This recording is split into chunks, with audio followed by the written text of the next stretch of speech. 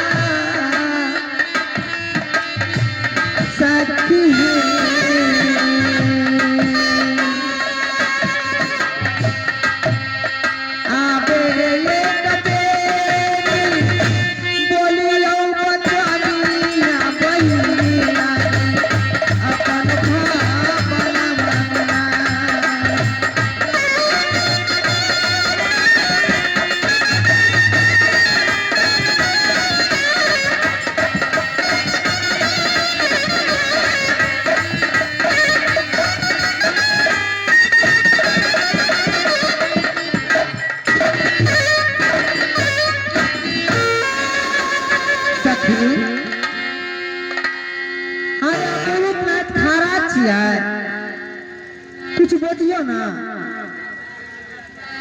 सखी गई मैं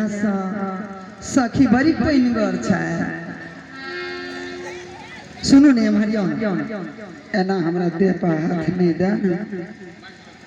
मरा हाथ दे हाथ देह पर हाथ देसी तो कथी है गुदगुदी लगे हमरा देह में कहां गुदगुदी लगे छे हमरा रुइया काटो काटो एमारियो गई म्यासा हम इन्हें सखी खोजत रहिए जैने खोजत रहिए तैने पाइप ले लिए ये सखी एमारियो ना देखो तो सुनो ना अरे कुछ बोलू या ना तो चलो आराम थाकल चे तो आराम करे के वास्ते कुछ बोलू ना कथी बोलबो हमरा डर है कथी बोलबो सुनो था हमरा देख के खुश नहीं भेलिए कि आके हाथ नहीं निक लागे आ मन से नहीं पकड़ी छी हम बाप रे बा हमर सखी के देखियो माने कहे छे हम कहां रहता करे बात हमरे हाथ करा था हमरा कहे छे हम मन से नहीं लगे छे सखी सुनो ना थाकल नहीं छे अपने बतियेबे कुछ आराम करबो चलो आराम करो हमरा नींद लागे है ठीक छे सखी चला किसी बेर आराम कराबो कर बाद सुबह भ जा चल अबे जाई चला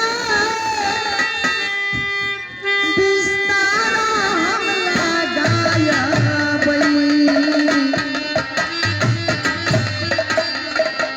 सखिया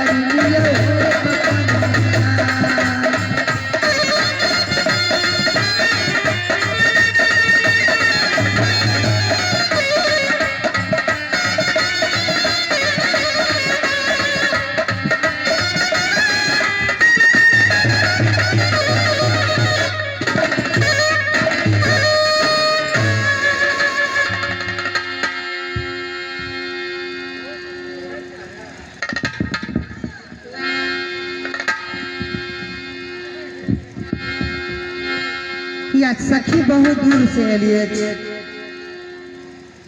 थकावट भ गेलिए ठीक से सखी जाके या सखी के कुछ देर या सेवा करब ओकर बाद अपना आराम करब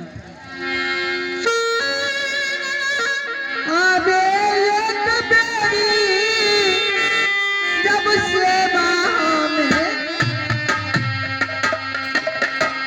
करबई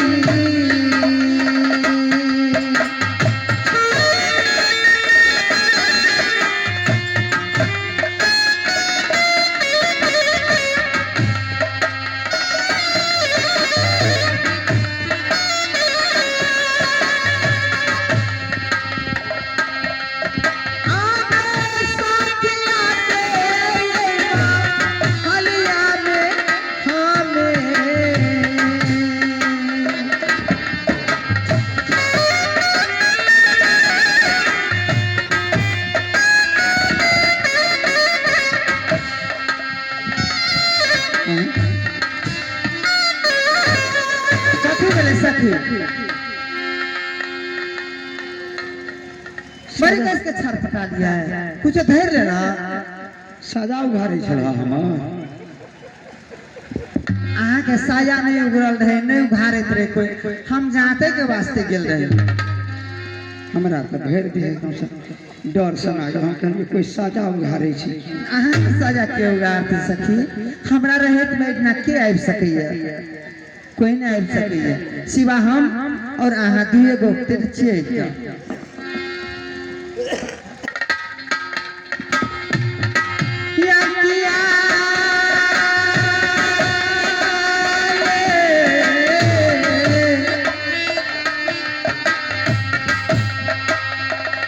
सखिया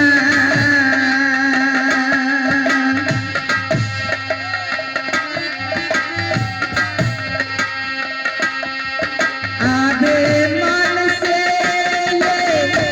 सेवा करा बलिया में अपन महानियन सखी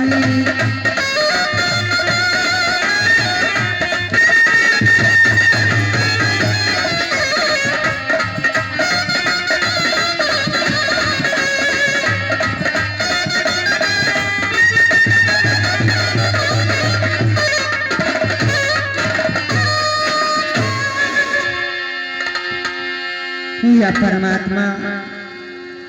यह जगह में सखी की सुला दिला हम साथ में हम आराम करब और कि सुबह तुरंत भजात आबे जाई के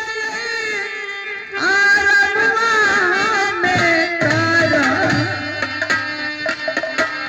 करबई